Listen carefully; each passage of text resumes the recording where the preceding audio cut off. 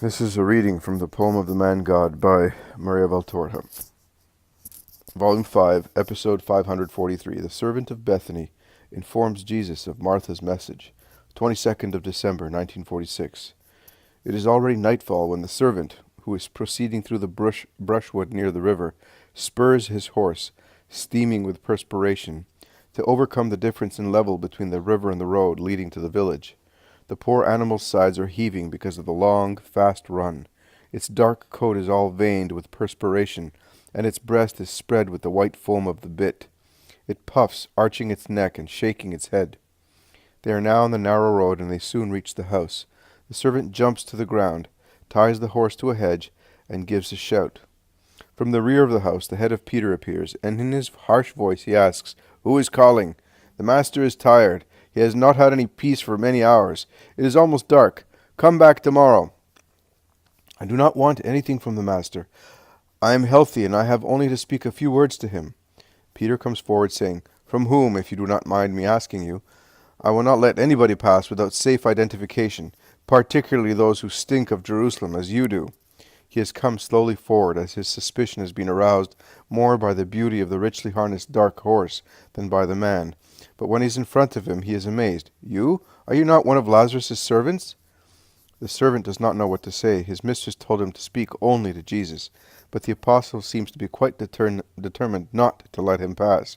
As he knows that Lazarus' name has great influence over the apostles, he makes up his mind and says, "Yes, I am Jonah, Lazarus' servant. I must speak to the master." "Is Lazarus not well? Has he sent you?" "No, he is not well. But don't make me waste time. I must go back as soon as possible." And to convince Peter, he says, "The members of the Sanhedrin came to Bethany." "The members of the Sanhedrin? Come in, come in." And he opens the gate, saying, "Bring the horse in. We will water it, and give it some grass if you wish so." "I have some fodder, but some grass will not do it any harm. We will give it some water later. It may be harmful now." They go into the large room where the beds are, and they tie the horse in a corner to protect it from draughts.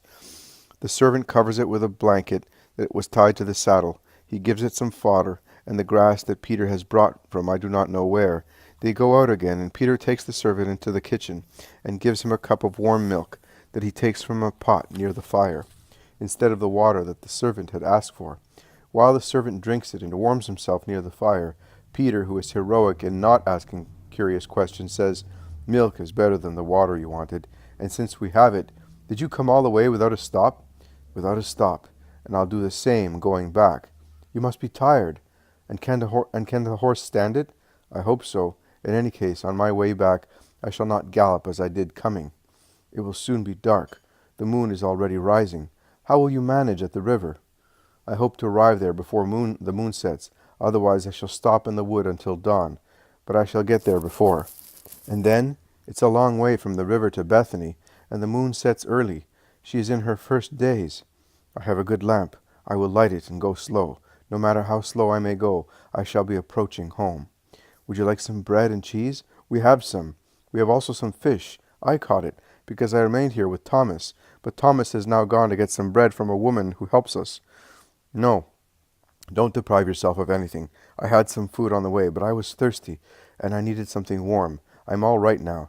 But will you go to the master? Is he in?" "Yes, he is. If he had not been here, I would have told you at once.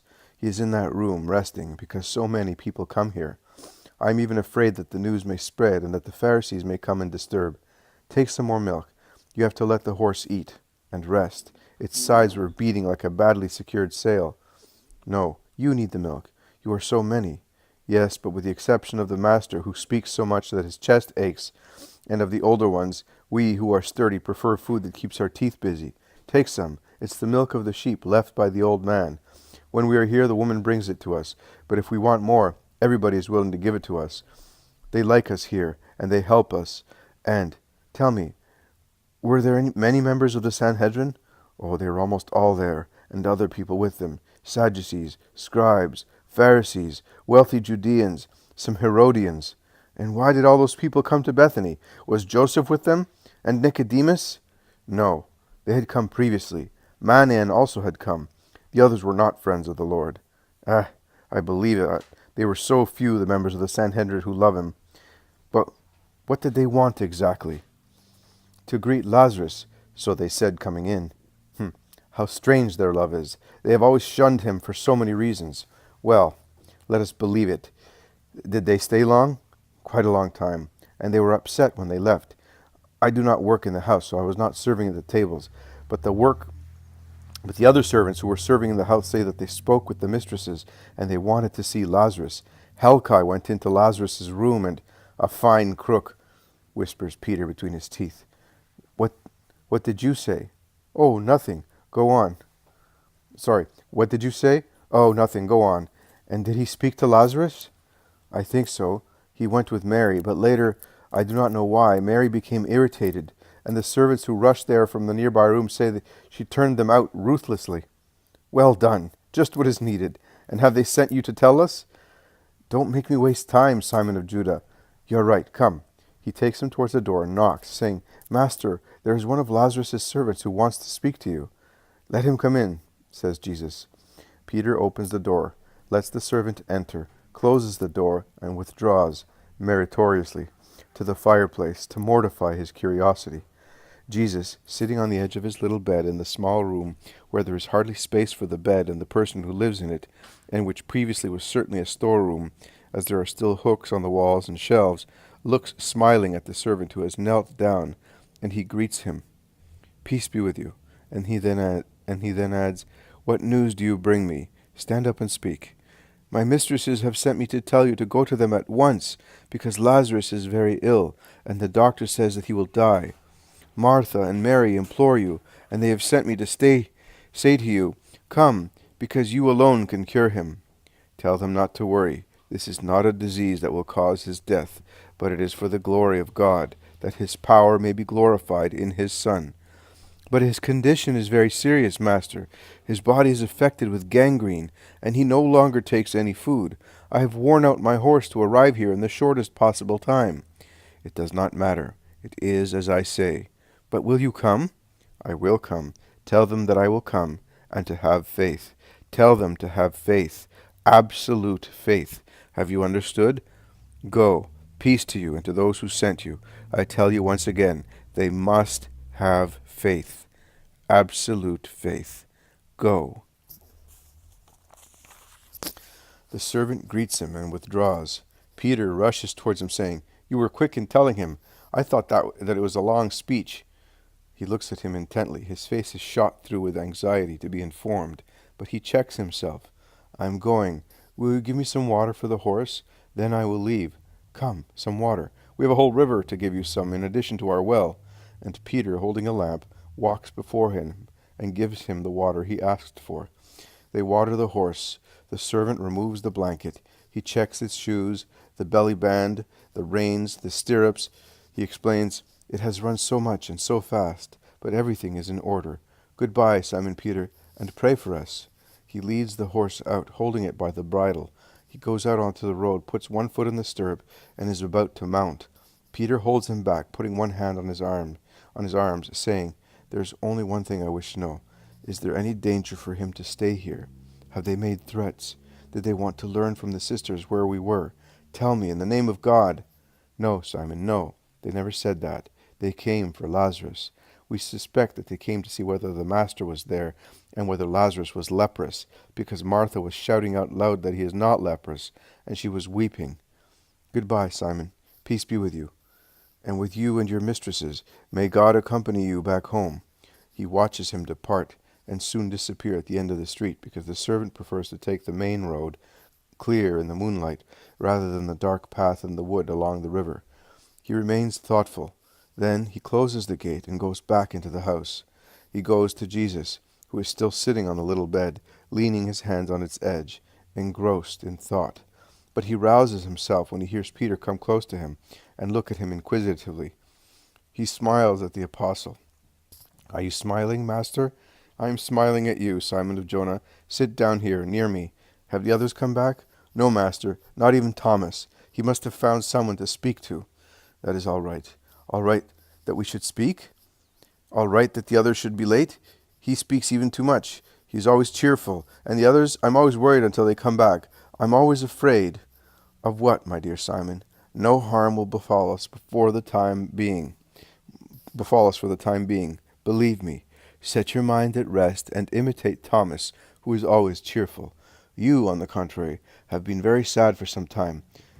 I defy anyone who loves you not to be so. I am old now, and I ponder more than the younger ones, because they also love you, but they are young and less thoughtful. But if you like me more when I'm happy, I will be so. I will strive to be so. But in order to be able to be so, give me a reason for it. Tell me the truth, my Lord. I'm asking you on my knees. He in fact kneels down.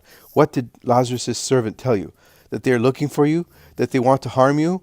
That Jesus lays his hand on Peter's head, saying, No, Simon, nothing of the kind. He came to tell me that Lazarus has got worse, and we spoke only of Lazarus. Really? Really, Simon. And I told them to have faith. But do you know that those of the Sanhedrin have been to Bethany, which is natural? Lazarus' household is a great one, and according to our custom, such honors are to be given to a powerful man who is dying. Do not distress yourself, Simon.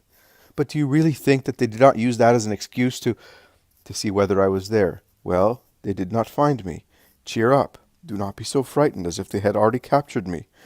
Come here beside me, poor Simon, who on no account will be convinced that no harm can befall me until the moment decreed by God, and that then nothing will be able to defend me from evil. Peter throws his arms round Jesus' neck and keeps him quiet by kissing his lips and saying, Be quiet. Be quiet. Don't tell me such things. I don't want to hear them. Jesus succeeds in releasing himself so that he can speak, and he whispers, You do not want to hear them. That is the error. But I pity you. Listen, Simon, since you are the only one to be here, only you and I are to know what happened. Do you understand me? Yes, Master. I will not mention it to any of my companions. How many sacrifices? Is that right, Simon? Sacrifices? Which? It is pleasant to be here. We have what is necessary. The sacrifice of not asking questions, of not speaking, of putting up with Judas, of being away from your lake. But God will reward you for everything. Oh, if that is what you mean, in place of the lake I have the river, and I make it suffice. With regard to Judas, I have you who make up for him fully. And with regard to the other things, trifles, and they help me to become less coarse and more like you. How happy I am to be here with you, in your arms. Caesar's palace would not seem more beautiful than this house, if I could always be in it thus, in your arms. What do you know of Caesar's palace? Have you seen it? No, and I shall never see it, and I do not care, but I imagine it is large, beautiful, full of lovely things, and of filth, like the whole of Rome.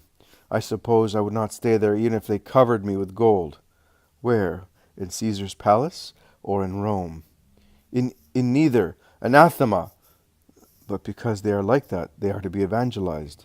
And what do you expect to do in Rome? It is a brothel. There is nothing to be done there. Unless you come, then I will come. Rome is the capital of the world. Once Rome is conquered, the world is conquered. Are we going to Rome?